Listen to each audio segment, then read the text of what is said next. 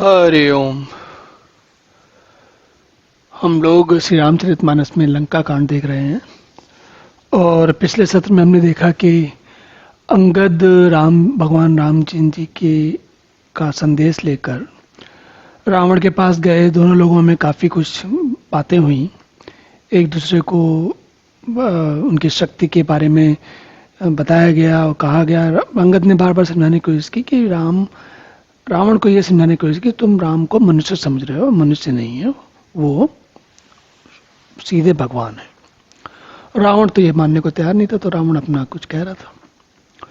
अंत में अंगद वहां से चले आए वापस और आके उन्होंने भगवान राम के पास सिर नवाया।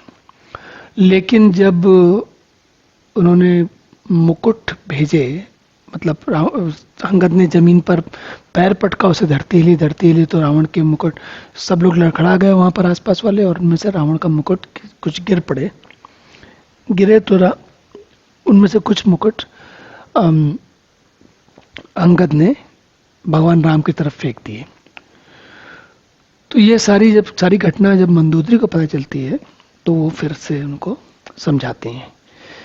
सांझ जान रस कंदर भवन गयो बिलखाय, मंदोदरी रावण बहुर कहा समझाए।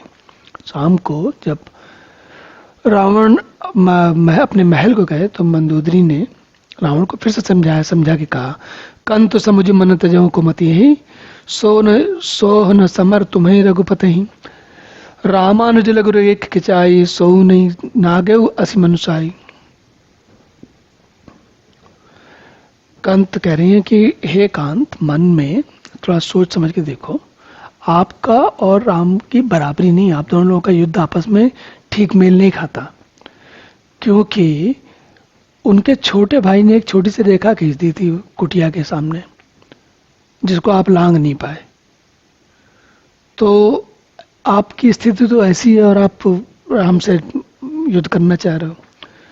नहीं लगता आपको कि ये बेमेल की लड़ाई है, आपके बस की चीज नहीं है? तो पिए तुम ताहित तब संग्रामा, जाके दूत के रे कामा, कौतुक सिंह नाग तब लंका, आय कप के हरि आशंका। मंदोदरी फिर समझा रही हैं, आप उन्हें संग्राम में जीत पाएंगे, कैसे जीत पाएंगे जिनके दूत का ऐसा काम है। पहले एक आया जला के चला गया और दूसरा आया और ये आपको डरा के चला गया, यहाँ पर कुछ कह के चला गया। रखवारे हति विपिन उजारा, देखत तो अच्छते ही मारा, और जार सकलपुर की ने सिछारा, कहाँ रहा बल गर्व तुम्हारा। रखवालों ने अशोकवन उजाड़ दिया, फिर उसने आपके देखते देखते उसके अक्षय कुमार को मार डाला, संपूर्ण नगर को जलाकर राख कर दिया। उस समय आपका बल कहाँ चला गया था? बल का गर्व कहाँ चला गया? तब क्यों नहीं गर्व हो रहा था?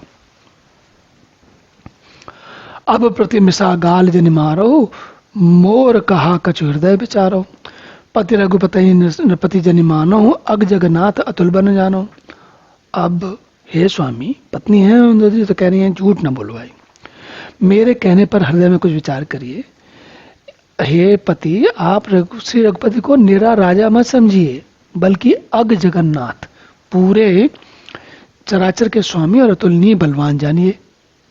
बान प्रताप जान मारीचा, तासु कहा नहीं माने नीचा, जनक सभा अग्नित भोपाला, रहु तुम्हु बल अतुल विशाला।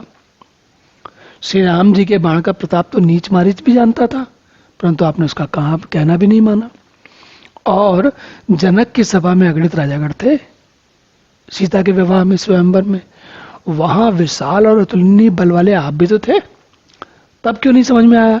भंज धनुष जान की ब्याही, तब संग्राम जिते किंताई, सुरपति सुत जाने बल थोरा, राका जीत आंख गई फोरा। वहां शिव जी का धनुष तोड़कर श्री रामचंद्र जी ने जानकी को ब्याहा, तब आपने उनको संग्राम में क्यों नहीं जीत लिया? और इंद्रपुत्र जयंत उनके बल को कुछ कुछ जानता है। श्री राम ने पकड़ कर केवल उसकी एक आंख ही फोड़ दी, वो भी सरकंडी की डंडी से, और उसे जीवित ही छोड़ दिया। इंद्रपुत्र, तुम, मंदोदरी कह रही हैं, तुम कहते हो कि मैंने देवताओं को जीत लिया, ठीक है, उन देवताओं में जयंत जो है इंद्र का पुत्र है, उसने जब अभद्रता की सीता जी को चोंच मारी तो राम ने क्या किया, एक सरकंडे को धनुष पे मारा था, बाण भी नहीं लगाया था उसमें, और पूरा त्रिलोक में भागता फिरा वो। तो जयंत तक जानता है, और आप भी जानते हो, आप भी कई बार जो है पीछे कई बार ऐसा हो चुका है कि असफल हो चुके हो। शूर्पणखा के गति तुम देखी तथा हृदय नहीं लाज भी सेखी।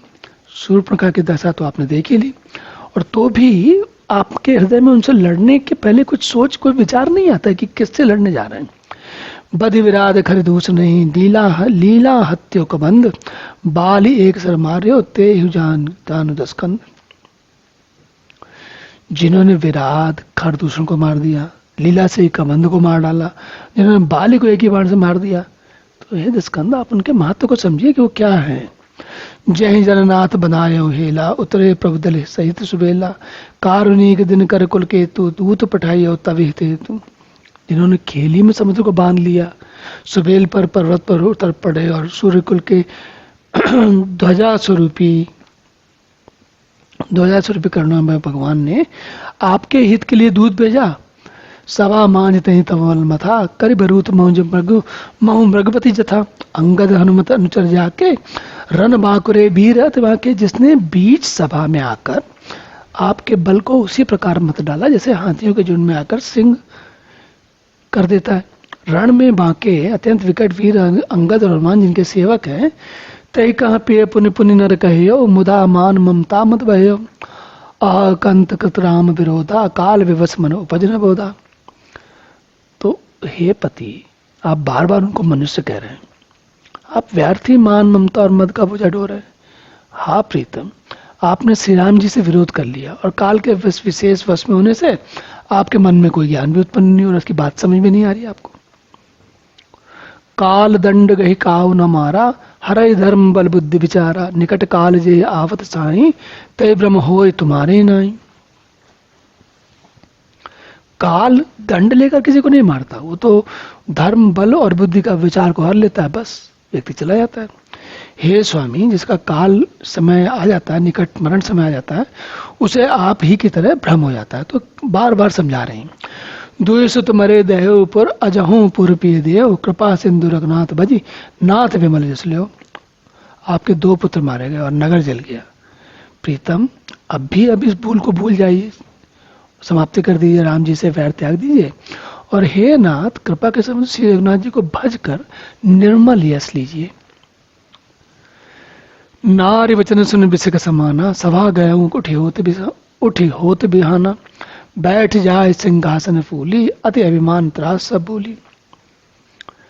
स्त्री के बाण के समान वचन सुन लीजिए, मतलब इतनी तीखी बात जब उन्होंने कही बार बार, तो वहां से उठ के फिर वो सभा में चले गए। और वहां पर कोई सभा में तो कोई उनको ऐसी तीखी बात कहने वाला था नहीं, तो अभिमान में फूल करके बैठ गए वापस। हाँ देखो मैं कितना धुरंधर हूँ, कितना बड़ा हूँ, कितना वीर और कितना अजेय हूँ। तो ये सब सोचकर रावण वहाँ बैठे। अब यहीं पर विश्राम करते हैं, अगले सत्र में पुनः मिलते हैं, तब तक के लिए हरि ओम।